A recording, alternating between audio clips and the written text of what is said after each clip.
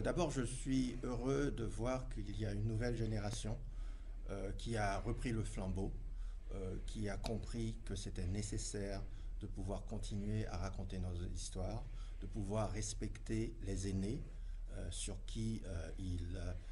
les épaules desquels ils mènent leur propre combat, et qu'il fallait préserver nos archives, notre mémoire et nos histoires.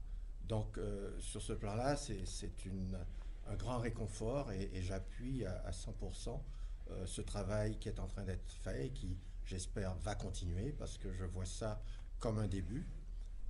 On voit combien les spectateurs sont au rendez-vous, combien ils viennent nombreux et des spectateurs bigarrés de toute origine et qui se retrouvent dans ces images ou qui même les découvrent, qui ignoraient totalement que ces images et ces histoires existaient.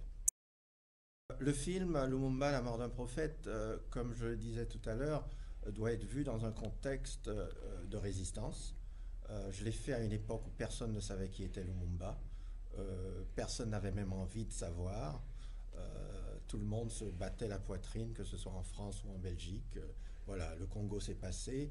Le plus important, c'est d'avoir de bonnes relations avec Mobutu, qui était l'homme puissant de l'époque, puisque le Congo était et est encore riche de tous ces minéraux importants, que ce soit le cobalt, l'uranium, le coltan, etc.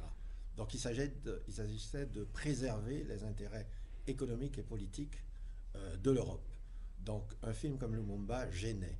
L'histoire de l'assassinat organisé de Lumumba, de la mainmise postcoloniale du Congo, était une histoire qu'il fallait étrangler. Donc c'est dans ce contexte-là qu'on a fait ce film et je suis heureux qu'il a permis la venue d'autres cinéastes ou d'autres chercheurs, d'autres historiens qui ont continué ce qu'on avait commencé avec ce film-là. Donc Tigritude est parfaitement dans la lignée de ces combats. Merci beaucoup,